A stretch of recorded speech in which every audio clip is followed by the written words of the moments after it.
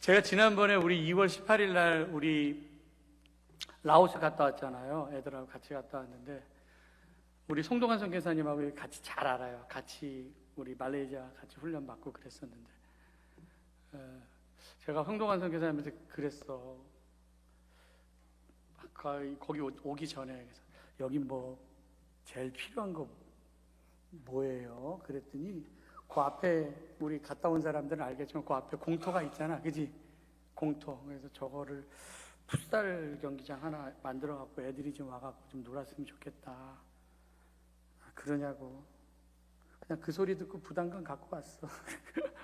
그래서 그냥 속으로는 그때 이제 백청명 선교사님이 그때 엘리마우스 러브하우스지 뭐 신혼부부 하우스 그것도 들을 때 약간 부담감 갖고 들었는데 그 얘기가 계속 그냥 부담감 갖고 그래서 얼마라고도 물어보지도 않았어 그냥.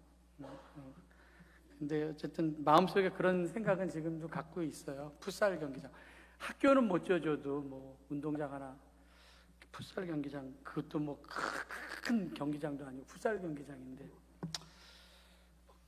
그렇다고요. 약속은 못 하고 왔어요. 할렐루야. 오늘 말씀 제목이 각기 각자의 성읍으로 돌아간 자. 봄날씨인데 얼마나 날씨가 좋은지. 지난 목요일 날 이렇게 잘 아는 목사님들 부부하고 식사할 일이 있어서 저녁 때 자유공원 밑에서 식사하고 왔는데 자유공원도 예쁘더라고요. 오늘 자유공원 가실 분들이 있다 한번 자유공원에 가서 꽃구경도 하시기 바랍니다. 그 산 색깔도 이렇게 좀 변하고 있고 걷기에 좋은 날씨고 그래서 사실 봄에 피는 꽃은 1년을 기다려야지 또 볼 수 있는 거 아니야. 벚꽃이면 월요일날 비 온다고 그러더라고요. 비 오면 이제 끝났어. 그러니까 오늘 다 보셔요. 보실 분들은 내일 비 오면 끝나니까 그 1년을 기다렸다가 그 꽃 구경해야 되는데 1년에 어떤 일이 어떻게 있을지 알아. 그러니까 지금 볼 수 있을 때 보고 소풍 갈 수 있을 때 가는 거고 그렇잖아요. 뭐 내년이 어디 있어. 그러니까 다 장담 못 하는 거예요. 그리고 콧바람도 좀 세고 오면 좋을 것 같습니다. 그래야지만 마음도 좀 가벼워지고 마음이 가벼워지면 몸도 가벼워지고 좀 무겁게 살지 말고 갔다 와서는 가볍게 사시길 바랍니다. 오늘 지난주에 에스라 1장을 했고 오늘 에스라 2장인데 바벨론으로 포로로 잡혀간 지 70년 만에 수룹바벨과 함께 1차로 돌아온 사람들의 명단이 쭉 나와 있어요. 에스라 2장에 예레미야의 말씀을 이루게 하시려고 하나님께서 고레스의 마음을 감동시켜서 각자 고향으로 돌아가 조서까지 받습니다. 그래서 포로로 잡혀 있었던 사람들이 기적적으로 그렇게 이스라엘로 돌아오게 됐습니다. 여러분 70년이거든요. 70년 꽤 오랜 시간입니다. 10대 때 포로로 끌려간 사람은 80대가 됐을 거예요. 아마 포로로 끌려간 사람들 가운데 거의 명짧은 사람들은 거기에서 다 죽었을 거고 돌아온 사람들 대부분이 바벨론에 태어나고 자란 사람일 겁니다. 그러니까 쉽게 얘기하면은 저희 아버님이 올해 86세신데 6세신가 87세신가 잘 모르겠네. 근데 6.25 때 12살인가 13살인가 그렇게 되셨다고 하니까 그때 열 몇 살이 지금 이제 80대 중반으로 이렇게 넘어가는 연세가 됐거든요. 80대면은 증손까지 사실 볼 나이예요. 여러분 6.25 전쟁 때 북에 살던 사람들이 남쪽으로 피난 왔잖아요. 우리가 실향민이라고 얘기를 하는데 그분들은 전쟁 끝나면 돌아갈 줄 알았는데 못 돌아갔어요. 지금까지. 그리고 돌아가지 못하고 그냥 여기서 돌아가신 분들 대부분이 많습니다. 그 실향민의 후손들이 지금 남쪽에서 자리 잡고 지금 살고 있는데 우리 교회에도 북에 고향을 두신 분들이 계셔요. 만약에 통일되어서 이제 지금 하는 일 다 접고 나는 우리 할아버지 할머니가 살던 그 고향에 가서 살아야지 그런 사람이 얼마나 있겠습니까? 할아버지 고향에 가봤자 이미 북한 사람이 터 잡고 살고 있을 텐데 여기가 우리 전에 우리 할아버지가 살던 데야 우리 할머니 살던 데야 우리 땅이 내 땅이야 그런다고 그 사람들이 아유 그래요 기다리고 있었어요 하면서 땅 내줄 사람이 누가 있겠습니까? 그러니까 후손들이 지금 여기 살아도 그 할아버지 할머니의 고향은 낯선 곳이에요. 그들에게 있어서는 고향도 아닙니다. 그러니까 마찬가지로 이스라엘 백성들도 포로로 끌려왔지만 바벨론에서 70년 살다가 고레스가 갑자기 야 너희 고향으로 돌아가 칙령을 내렸다고 해서 아유 감사합니다 하면서 짐 싸들고 얼마나 왔겠냐라는 거예요. 그 할아버지 할머니의 고향인데 대부분 바벨론에서 태어난 사람일 텐데 그냥 이스라엘로 돌아왔다고 하지만 고향으로 돌아간다라는 생각 갖고 돌아오지는 않았을 겁니다. 기록마다 차이가 있지만 어떤 사람은 뭐 100만 명이 잡혀갔다. 그리고 어떤 사람은 뭐 200만 명이 잡혀갔다. 근데 1차로 돌아온 사람의 숫자가 나와 있어요. 에스라 2장 그 뒤에 64절에 보니까 온 회중의 합계가 42,360명. 그러니까 100만 명이 끌려갔으면 돌아온 사람은 5%야. 5만 명 미만이니까. 그리고 또 200만 명이 끌려갔다면 2.5%가 돌아온 거예요. 그러니까 대단한 결심을 한 사람이 돌아온 겁니다. 이 사람들이 이제 바벨론에서 돌아와서 성전을 재건하기 위하여서 거의 한 1,400km 정도가 된다고 하는데 성경에 보니까 4개월간 걸어왔거든요.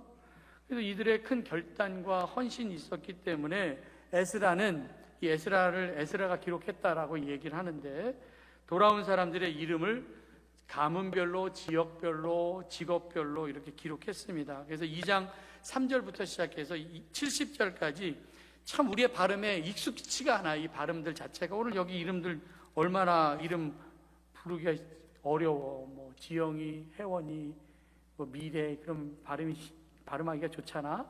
그런데 여기 있는 사람들은 발음하기도 힘들어. 그래서 에스라 1장 딱 읽고 아유 뭐야.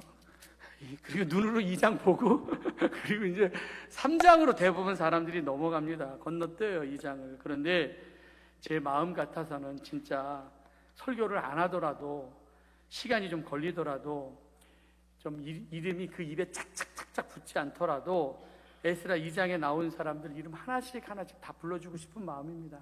그렇게 귀한 사람들이에요. 무너진 성전 재건하기 위하여서 다 버리고 예루살렘에 온 사람들 아닙니까? 그래서 이 사람들의 이름 자체가 사실 메시지예요. 정신분석학자이면서 심리학자인 에릭 프롬이 1941년에 자유로부터의 도피라고 하는 책을 썼는데 사람들이 그렇게 야 자유를 주면 좋아할 것 같은데 오히려 자유에 대한 부담감을 가지고 심리적으로 종속적인 안정감을 취하기를 더 원한다라는 이야기를 했습니다. 자유 좋은 거죠. 근데 자유 그러면 책임감이 따라야 되잖아요. 그래서 책임을 져야 하는 자유로부터의 도피입니다. 그러니까 자유됨과 이 종됨을 비교하는 게 출애굽기에 나오는데 민수기에 나오는데 민수기 11장 5절에 보니까 우리가 애굽에 있을 때 그러니까 종되었을 때입니다. 종되었을 때 값없이 생선과 오이와 참외와 부추와 파와 마늘을 먹은 것을 생각나거늘 종살이 하다가 이제 자유를 가지고 광야로 나왔어요. 여러분들 자유는 얻었지만 자유로 광야에 사는 게 만만치 않죠. 먹고 사는 것 자체가 힘들어요. 그래서 요만큼만 불편한 일 생기면 불평합니다. 그러면서 이제 애굽에서 종살이 할 때가 좋았는데 그러면서 모세를 원망하고 하나님도 원망하고 좋긴 뭘 좋아 애굽에서 사는 게. 애굽에 있을 때 맨날 아침 저녁으로 나가서 무거운 돌 나르고 눈치 보면서 국고성 라암셋을 건축하는데 자유가 억압당한 거 아닙니까? 죽도록 혹사당한 건 생각하지 아니하고 그냥 주인이 굶어 죽지 않을 만큼 먹을 것만 줬는데 그거 가지고 그냥 그거 생각하면서 거기 가고 싶다고 얘기하니 이게 얼마나 미련한 사람들입니까? 지금도 우리 식민지 사관을 갖고 사는 사람들이 있어요. 야, 일본이 우리나라를 식민지하면서 우리나라가 근대화가 됐어. 일본이 아니었으면 우리나라는 지금 밥도 못 먹고 있을 거야. 입을 찢어놓든지 그냥 꼬매놓든지 해야 돼. 이런 얘기하는 사람들. 야, 여러분들 일제 식민지 때 한번 돌아가서 다시 한번 살아보라고 여러분 한번 살아본다고 한번 생각해 봐봐요. 이놈들이 얼마나 많은 것들을 수탈해 갔습니까? 우리나라 철도 났잖아요. 철도. 우리나라 교통 편안하게 하라고 이 사람들이 철도 놓은 줄 압니까? 우리나라 농사진 거 다 끌고 가려고. 그래갖고 철도의 끝은 어디냐면 다 항구야. 목포하고 연결돼 있고요. 군산하고 연결돼 있고 부산하고 다 연결돼 있어요. 그게 왜? 거기서 다 농사진 거 갖고 가갖고 그 항구에서 배로 실어갖고 자기네 나라 다 갖고 가려고. 우리나라 교통 편의를 주려고 철도 논 줄 아십니까? 그 떼약볕 밑에서 봄부터 가을까지 그 피땀 흘려가면서 농사 졌는데 그 싹 쓸어가니까 얼마나 화가 납니까? 그것도 다 철도로 연결해갖고 다 갖고 갔으니까. 1938년 이후에 태평양 전쟁이 시작되면서 일본은 동남아 그리고 막 진주만까지 가서 막 전쟁을 했거든요. 습격하면서 전쟁에 막 열이 올랐었죠.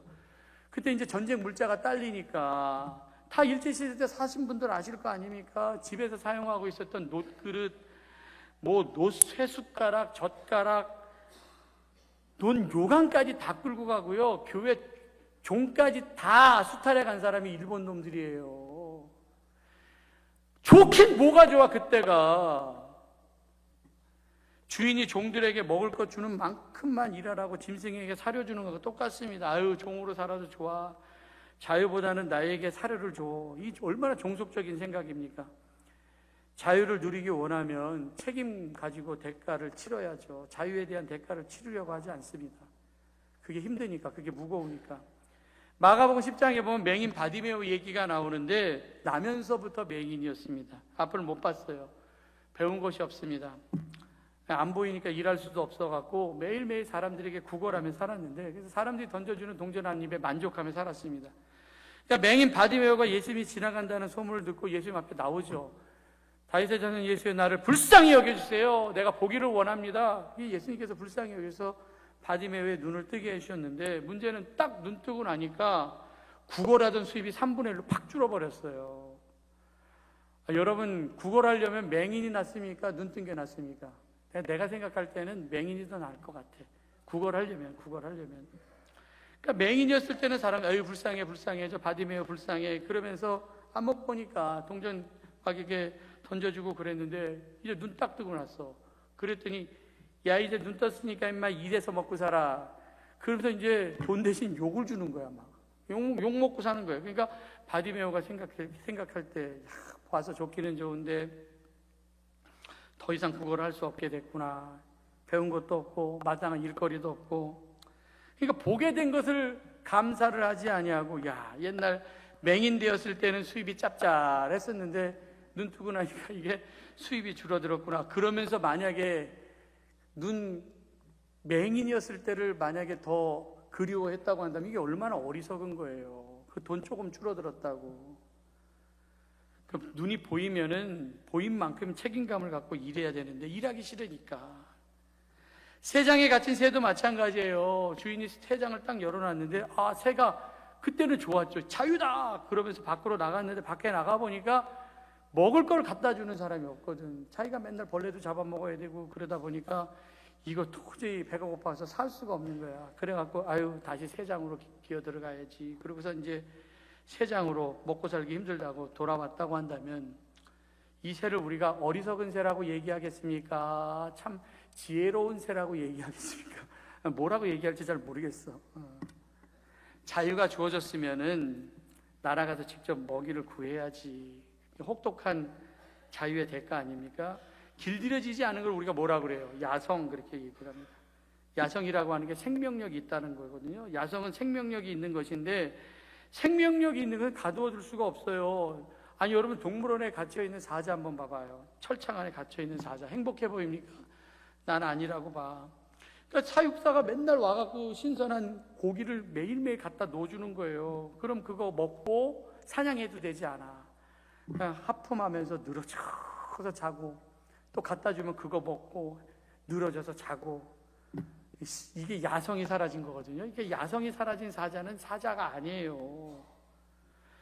미국의 오클라호마 대학의 한 연구팀이 15살 된 침팬지 바슈에게 140가지 사인 랭귀지를 가르쳐줬대요. 말은 못하니까 몸으로 하는 이게 어떤 자기를 표현할 수 있는 랭귀지, 이 언어를 가르쳤다고 해요. 그래서 스스로 생각하여 표현할 수 있도록 이제 가르쳤는데, 가르치는 동안 이 바슈 침팬지에게 잘 먹이고 편안하게 잘 아주 최고의 대우를 해주면서 가르쳤다고 그래요. 140가지 단어를 가르치고 이 단어들을 자기 생각에 따라 연결하여 말할 수 있도록 했는데, 이 침팬지가 처음으로 한 말이 뭐였었냐 그랬더니 Let me go예요. 나 좀 놔달라고. 여러분들 자유 달라 이런 얘기 아닙니까? 아무리 잘 먹이고 아무리 좋은 여건을 준다 해도 갇힌 것은 갇힌 겁니다. 이렇게 동물의 세계에서도 편안하게 갖다 주는 거, 먹는 거, 사는 것보다 자유롭게 뛰어다니는 것을 최고의 가치로 여기고 생각했다고 하는데, 우리가 만물의 영장인데 우리 사람이 침팬지보다 못한 생각하면 되겠습니까? 어떤 사람은 돈에 매여 있는 사람이 있어요. 그 돈 때문에 자유를 잃어버렸어. 분명히 자기 돈인데 주머니에 들어가면 안 나와. 그래서 남을 위해서 쓰지도 못하고 자기를 위해서도 쓰지 못해. 그 남을 위해서 쓰지 못하면 자기 위해서라도 써야 되잖아요. 짜장면 사 먹고 싶으면 짜장면 사 먹고 싶고, 그 짬뽕을 먹고 싶으면 짬뽕을 먹어야 되는데 그것도 아까워서 못 쓰는 거야. 그리고 침대 밑에다 탁 깔아놓고 그 죽을 때 못 쓰고 죽어. 남 좋은 일만 하는 거야. 남 좋은 일만 하는 거예요. 여러분들, 내 주머니에 있는 내 돈도 내 마음대로 못 쓰는 거예요. 그러니까 평생 돈에 매여 있다가 거지처럼 살다 죽는 거 아닙니까? 자신의 인색함으로 돈이 돌지 않다 보니까 인생이 막혀버리는 거예요. 막혀버리는 거예요. 내 주머니에 내 돈인데도 하나님께 드리지도 못하고. 사실 드릴 수 있는 것 중에 최고로 쉽게 드릴 수 있는 게 돈 아닙니까? 하나님께서 여러분들 파란 짝 드려라 그러면 파란 짝 떼어서 드릴 수 있을 것 같아요? 차라리 파란 짝보다 10만 원 드리는 게 낫지. 아브라함 같은 경우는 그 대단한 거야. 아들 바치라고 그랬잖아. 아들. 아무리 속세게도 나는 아들 못 바칠 것 같아. 아들. 아내는 더 못 바칠 것 같아. 아내는 근데 아브라함은 아마 사라를 바치라고 그랬으면 휘파람 불면서 바칠 수도 있었을 텐데, 근데 이 이삭을 바치라고 그러는데 그걸 시험을, 테스트를 통과하잖아요. 어떤 사람은 나이가 많아서 나이에 매여 있는 사람들 있어요.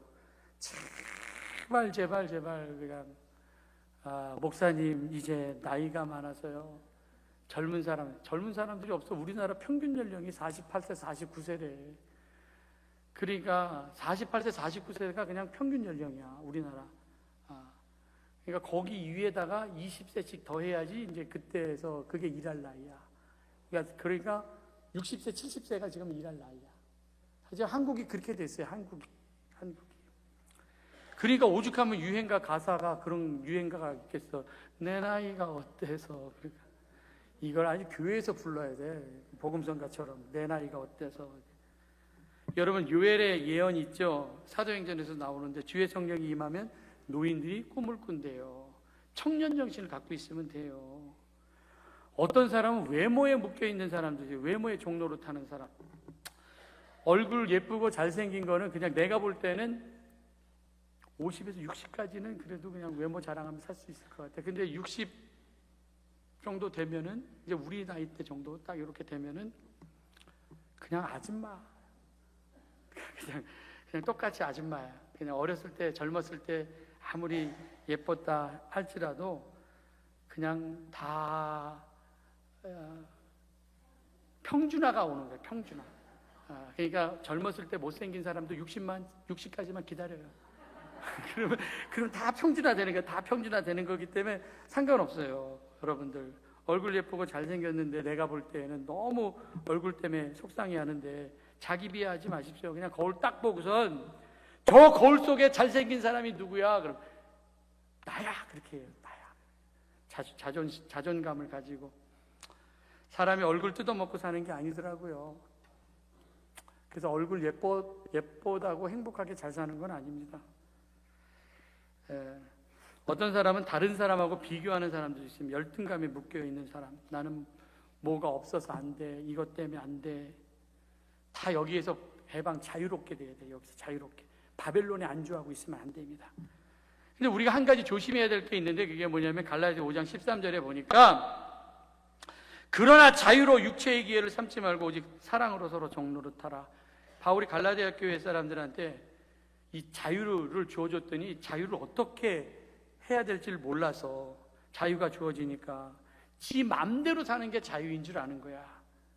근데 지 맘대로 사는 게 자유가 아닙니다. 원래부터 사람들은 다 자기 중심, 자기 본성에 매여 있기 때문에 자기가 준 자유를 가지고 악용하는 사람들이 있어요. 하나님께서 주신 자유, 이 절호의 기회다. 아주 간교하기 짝이 없는 악한 본성이 있죠.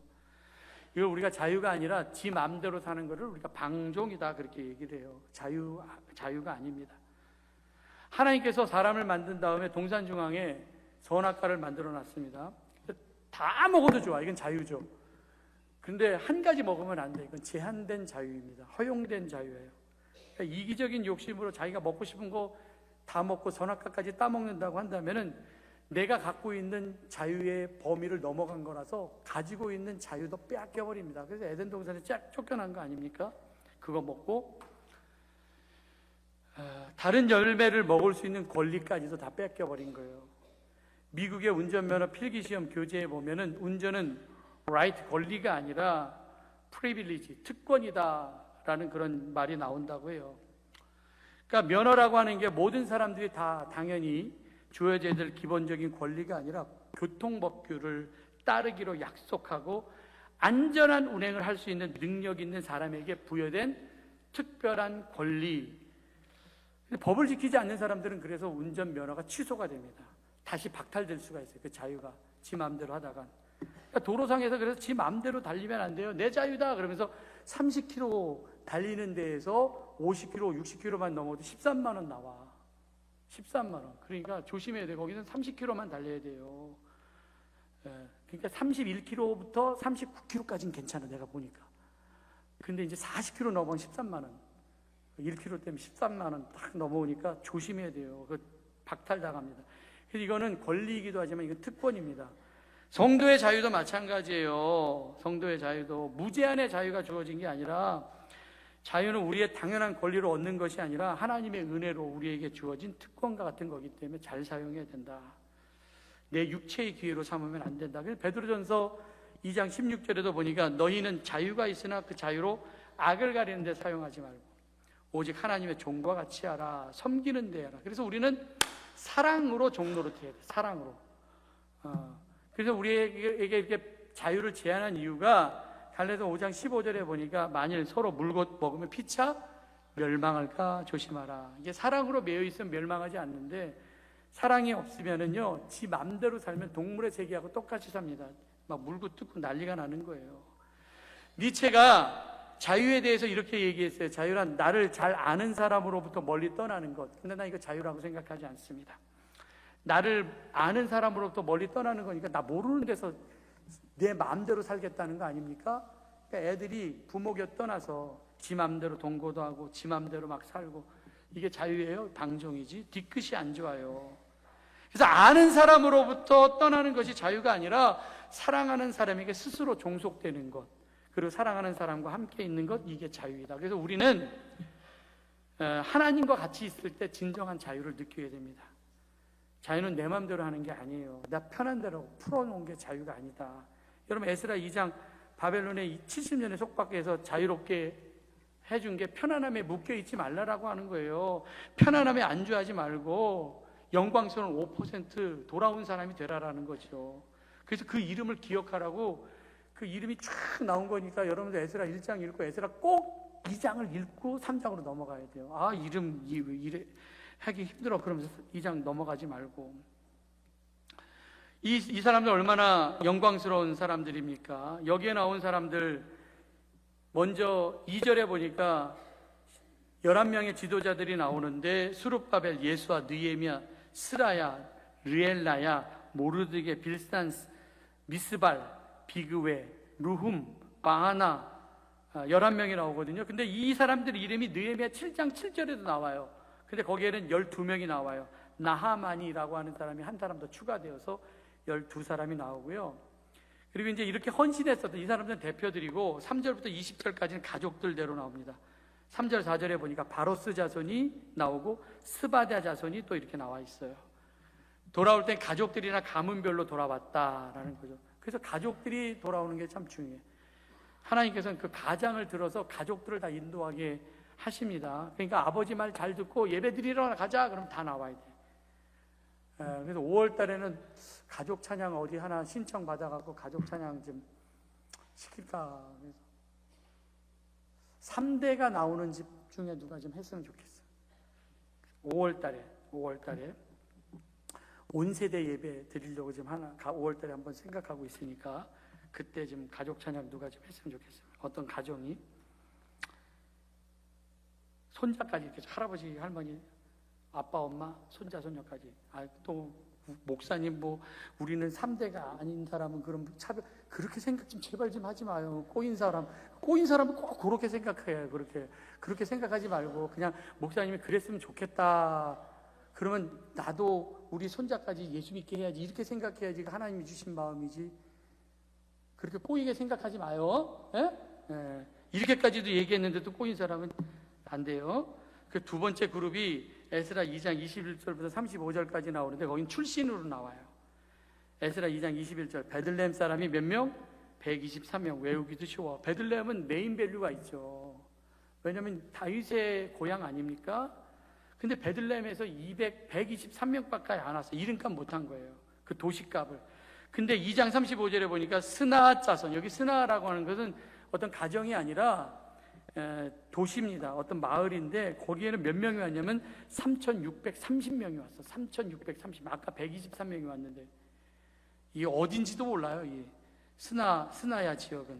그리고 세 번째 그룹이 2장 36절부터 나오는데 제사장과 레인 그룹이 나오거든요. 제사장 예수와의 집 여다야 자손이 900 몇 명이 나오고 또 임멜 자손이 나오고 바술 자손이 나오고 하림 자손이 나와요. 제사장 가면 네 그룹이 합치면 4,342명이 돌아오는데 전체 몇 명이 돌아왔다 그랬어요? 42,360명이 돌아왔고 그 중에 제사장과 레인 그룹이 4,342명이니까 약 10분의 1 조금 못 돌아온 겁니다. 10% 약간. 근데 문제는 역대기에 보면 제사장 그룹이 24가문이 있었거든. 근데 24가문 중에서 4가문 돌아온 거니까 20가문은 안 돌아왔다라는 거예요. 이게 문제죠. 그냥 바벨론에 안주했다. 그리고 이제 40절부터 레위인이 나오는데 그 중에서 에스라가 강조하는 사람이 느디님 사람입니다. 느디님. 이 느디님 사람은 여호수아 9장에 보면은 여호수아가 가나안 땅 정복할 때 화친을 온 사람이 있거든요. 기브온 족속 가운데. 근데 기브온 사람들이 후손이들이 느디님 사람들입니다. 이 사람이 거짓 화친해서 여호수아 9장 23절에 보니까 그러므로 너희가 저주를 받나니 너희가 대를 이어 종이 되어 다 내 하나님의 집을 위하여 나무를 패며 물 깃는 자가 되리라. 거짓말한 것 때문에 느디님 사람들은 성전에서 나무 패고 물 깃고 허드렛 일을 했거든요. 근데 바벨론으로 포로로 끌려간 사람들 가운데 또 돌아오면 이 일을 해야 되잖아. 물 깃고 또 나무 갖다 주고. 그런데도 불구하고 그 사람들은 돌아왔어요. 성전을 위해서 내가 하겠다. 근데 성전을 섬겨야 될 레위 사람들은 몇 명 왔냐? 그랬더니 40절에 보니까 74명 왔어요. 74명. 그리고 노래하는 아삽 자손이 128명. 성가대도 많이 안 왔어. 믿음 갖고 노래 불러야 돼. 그리고 139명. 그리고 문지기들. 그리고 합치면 341명. 예배를 섬겨야 하는 사람이 많이 오지 않았다. 에스라 2장 68절 69절 아까 읽었죠? 그리고 나서 이제 성전 터일을 하나님의 전을 전하는 그곳에 다시 건축하려고 예물을 기쁘게 드리되 힘 잘하는 대로 공사하는 금고에 드리니 금이 6만 1,000달이요 은이 5천만에 제사장 옷이 100벌이었더라. 하여튼간 돌아왔을 때 포로에서 돌아온 사람이 뭘 있겠어요? 돈이 뭐가 있겠습니까? 근데 다음 주에 우리가 이제 에스라 3장 얘기하겠지만 아주 힘써서 힘을 다해서 예물을 드렸어요. 물질에 묶이지 않았죠.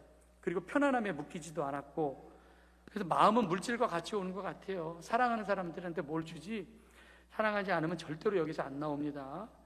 여러분 마리아 욕하는 사람들이 있었습니다. 주변에서 저 낭비야. 근데 300대를 아낌없이 깬 마리아의 마음을 압니까? 예수님 사랑하는 그 마음을. 그 사랑하는 마음을 모르면 낭비라고 얘기를 하겠죠. 어떤 일이 있으면 저도 뭐 한 30년 넘게 목회를 했으니까 목회를 하다 보면 대부분 거의 20% 사람들이 그냥 교회의 거의 80%를 감당하는 거예요. 그래서 뭘 하자고 해도 뭘 못 하겠어. 왜냐면 또 그 사람이 또 하는 거기 때문에. 그러니까 예배를 더 늘려도 예배를 더 못 늘리겠어. 왜냐면 또 그 사람들이 나오기 때문에. 그 사람들은 예배 안 드려도 잘할 사람들이기 때문에. 여러분 고린도후서 8장 3절에 보니까 내가 증언하노니 그들이 힘대로 할 뿐 아니라 힘에 지나도록 자원하. 이 마음이 중요합니다. 자발적 헌신, 기쁜 마음으로 결단하고 돌아온 거 아닙니까? 마지막으로 하나만 더 얘기하고 말씀을 마치려고 하는데 여러분, 이 돌아온 사람들은 이제 몰래 바벨론이 그 사람들의 자리가 아니에요. 본래의 자리로 돌아온 겁니다. 잃어버렸던 것 찾아야 된다. 그래서 여러분들 dirty is out of the place라고 하는 얘기가 있어요. 더러움이라고 하는 게 자기 자리를 떠나는 게 더러움이다. 물고기는 물속에 살아야지 아름다운 거 아닙니까? 그러니까 우리도 자기 자리가 있을 때, 자기 자리에 살 때, 거기에서 살 때 그게 아름다움이에요. 목사는 목사의 자리, 남편의 자리, 뭐 아내의 자리, 선생님의 자리, 군인의 자리. 그러니까 자기 자리만 지키고 잘 살아도 잘 사는 것이다. 나무가 1년 내내 자기 자리 지키죠. 그래서 1000년을 사는 거야. 근데 왔다 갔다 하는 동물들은 그냥 왔다 갔다 하니까 일찍 죽는 거야. 여러분, 자기 자리 찾지 못하고 이리저리 유동하는 인생은 바람에 나는 겨처럼 흩날리는 인생을 삽니다. 그렇지만 악인이에요, 그걸 우리가. 근데 시냇가에 심겨진 나무 싱싱하게 살잖아요. 신앙생활 잘하는 것은 있어야 될 자리, 내게 맡겨진 사명을 잘 감당하고 사는 것이다. 잃어버린 예배를 잃어버리면 안 되죠. 예배의 자리에 들어와야 돼요. 여러분, 주를 위한 이곳에 아까 우리 찬양했죠. 이 찬양할 때 참 눈물 나는 부분이 있어요. 주를 위한 이곳에 예배하는 자들 중에 그가 찾는 이 없어 주께서 슬퍼하시네. 그러니까 그 사람이 그 자리에 앉아 있어야 되는데 우리도 거의 대부분 자기 자리가 있잖아요. 근데 그 자리에 앉아 있지 않으면, 그 사람이 비어 있으면은 내가 슬퍼하는 건 둘째치고 하나님께서 슬퍼하시는, 하나님께서는 예배자를 찾으신다. 돌아온 사람이 약 5%, 적게는 2.5%가 돌아왔는데 95%는 주저앉은 겁니다. 95% 편안함의 안주에 취해 있는 그 95%로 살지 마십시오. 결론입니다. 오늘 말씀 제목이 각기 각자의 성읍으로 돌아온 자. 이스라엘 백성들이 바벨론에서 이제 고향으로 돌아오는데 사실 돌아봤자 다 자기들에게는 낯선 곳입니다. 왜? 할아버지 할머니의 고향이지 자기에겐 낯선 곳이거든요. 뭘 돌아오게 한 것도 하나님의 은혜이지만 돌아온 사람들도 굉장한 결단과 헌신을 갖고 돌아온 거예요. 그래서 자유가 주어졌는데 이 자유는 책임과 희생과 대가가 치러져야 됩니다. 여러분들 편안함에 묶여서 일어나지 못하고 여전히 그냥 바벨론에 묶여서 나오지 못하면 안 됩니다. 각자 자기 성읍이 있거든요. 그 돌아가서 맡겨진 일을 감당하라는 거예요. 저는 목사로서 내게 맡겨진 일을 감당하고 그 일 잘하면 되는 거고, 여러분들은 장로님은 장로님대로, 권사님들은 회장님들, 집사님들, 속장님들 다 자기 자리를 지켜야 돼요. 부지런히 최선을 다하는 모습, 그게 아름다운 모습이다. 예루살렘 성전 재건은 원래의 자리로 돌아온 사람들을 통해서 이루어졌습니다. 이름도 기억함 없이 사라지는 삶을 살지 말고 에스라 2장에 나와 있는 바벨론에 돌아온 이 사람들의 이름이 오늘의 메시지다. 수룹바벨, 예수와, 그리고 뭐 느헤미야, 아브람, 요셉, 우리가 어렸을 적부터 들었었던 다니엘, 모세, 뭐 바울, 이 사람들의 이름 자체가 메시지예요. 나는 여러분들의 이름 자체가 메시지가 되기를 원합니다. 그 사람, 그 장로님, 그 사람, 그 장로님, 우리 정기린 장로님, 그 이름 자체가 메시지가 되어야 돼요. 우리의 이름이 수치가 아닌 우리의 이름이 영광스러운 이름으로 그렇게 가치 있는 삶을 살아갈 수 있는 우리 모든 성도들 되시기를 주님의 이름으로 간절히 축원합니다. 기도하겠습니다. 사랑과 은혜가 많으신 아버지 하나님 감사합니다. 부족합니다. 연약합니다. 우리의 이름값 하고 살게 하여 주시고 내게 맡겨진 그 자리에 내가 갖고 있는 사명 잘 감당하며 살아가는 우리가 되게 하여 주시옵소서. 예수님의 이름으로 기도드렸사옵나이다. 아멘.